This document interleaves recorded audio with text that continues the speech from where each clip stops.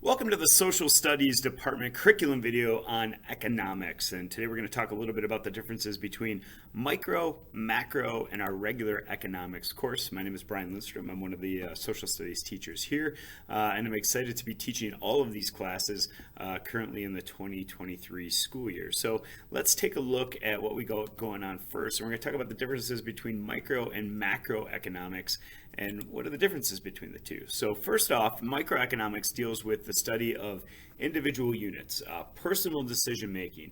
What decisions do businesses make? What type of markets do they compete in? Do they compete where there's many different firms, or is there only one firm, such as a monopoly? We talk a lot about that in microeconomics. Macroeconomics, on the other hand, is a study of the economy as a whole. So a lot of current events that are going on right now about inflation. We study why inflation happens. We talk about GDP, the growth of our economy and nations around the world, foreign trade, business cycles.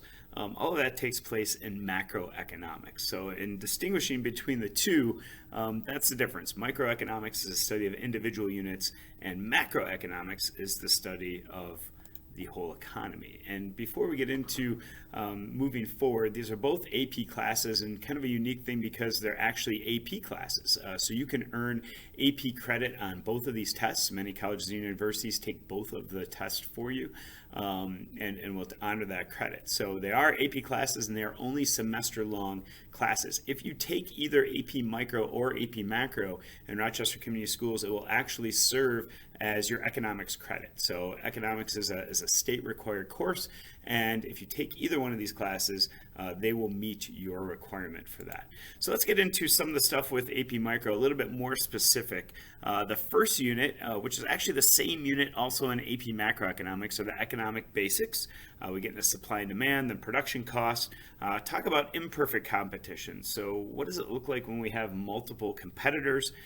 Factor markets, which is actually a different name for labor markets, and stuff that's going on with labor markets. So hiring, minimum wage, we talk about that, the decisions businesses have to go through in hiring. And then finally, Unit 6 is market failure. So we talk about externalities and things that happen that the market doesn't account for, pollution. So kind of a cool study with that. The next one is AP Macroeconomics. So you can see again the same Unit 1 basic pieces of supply and demand, decision making, and then it gets a little bit more into depth of our national income, economic indicators, the financial sector. There's a whole section on the stock market and investing in AP Macroeconomics. And then we finish up with some of the consequences of policies made by the Federal Reserve or made by our government. And then we talk about international trade and finance, so exchange rates, and some different pieces that finish up that with AP Macroeconomics. If you're not interested in either, our regular economics course is a little bit different because we kind of scrunch everything into one semester. So all three classes are a semester course.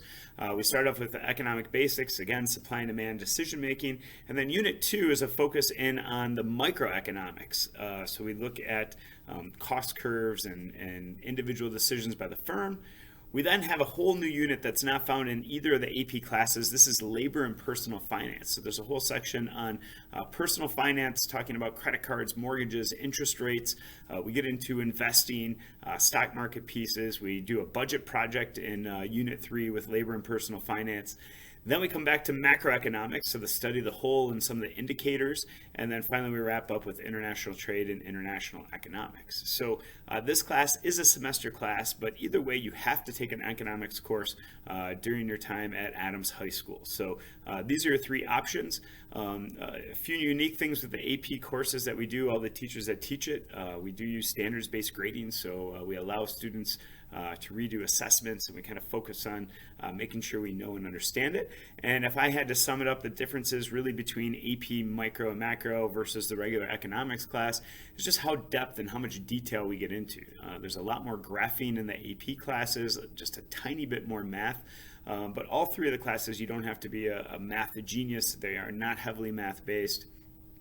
Some pretty simple addition and subtraction, and maybe figuring out the area of a square in some of the graphs. So math is not a prerequisite for either of these courses, and you will be just fine if that is not your strong point. So we're super excited to have you guys sign up. We're going to see in one of these three fashions, and just want to fill you in on the differences between the courses. So if you have any questions, please come find me. Again, my name is Mr. Lindstrom. I'm in room 225. I'll be happy to help and discuss on any of the questions that you might have. Have a good one.